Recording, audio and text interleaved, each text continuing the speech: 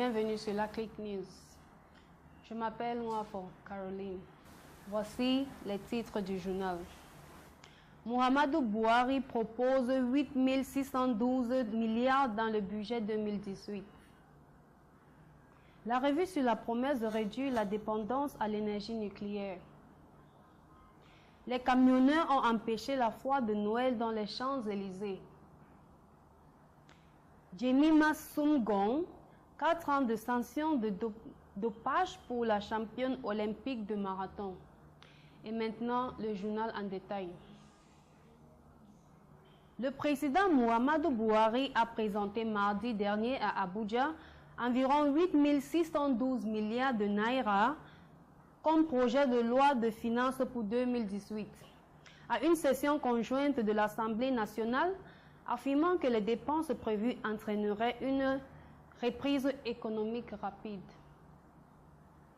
Il a déclaré lors de la session qu'avec un taux de référence de 45 $ de baril à un taux de change de 305 naira à 1 dollar en 2018, le budget se consoliderait sur les réalisations des budgets précédents pour orienter agressivement l'économie sur la voie d'une croissance régulière.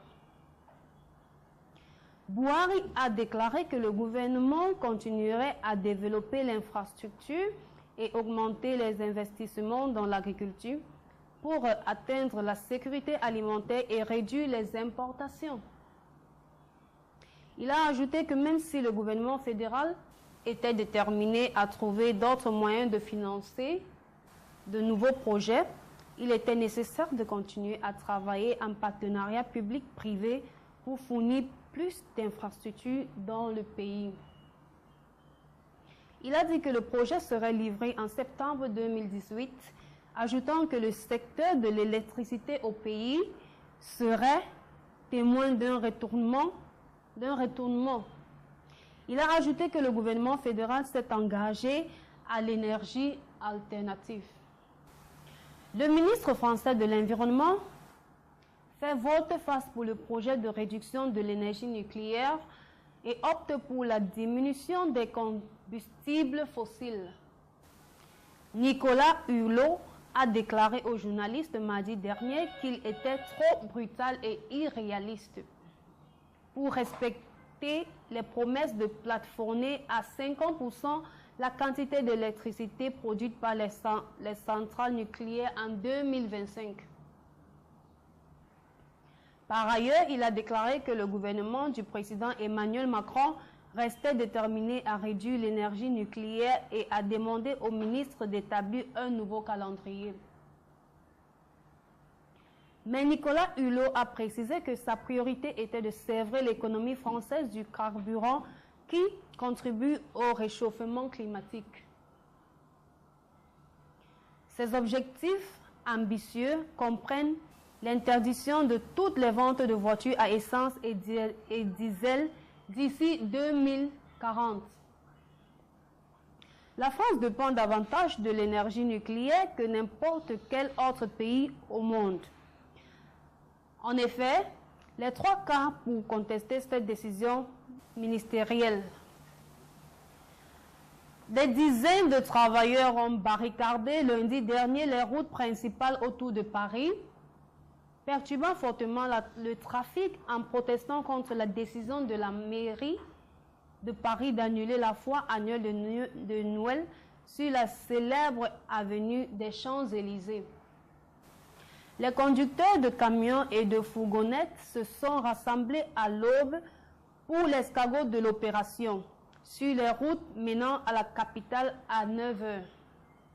La police a signalé que les embouteillages se développaient principalement dans le sud, l'est et l'ouest de Paris.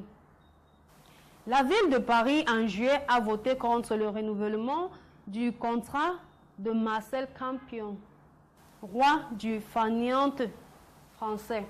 La championne olympique marathon du Kenya, Jemima Sumgong, a été suspendue pour dopage pendant 4 ans.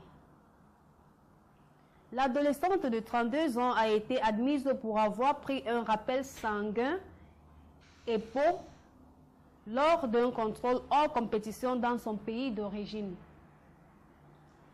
Sun Gong, qui a également été testé positif pour une substance interdite en 2012, a remporté le marathon de Londres en 2016. Son interdiction court à partir du 3 avril, date à laquelle elle a été provisoirement suspendue. L'EPO, également connu sous nom d'érythropoïétine, est une hormone qui peut augmenter l'endurance et en athlétisme, elle est principalement utilisée par les coureurs de longue distance. Merci d'avoir écouté et pour plus d'informations, visitez notre site web www.laclickservices.com. Je reste votre présentatrice, Nwafo Caroline.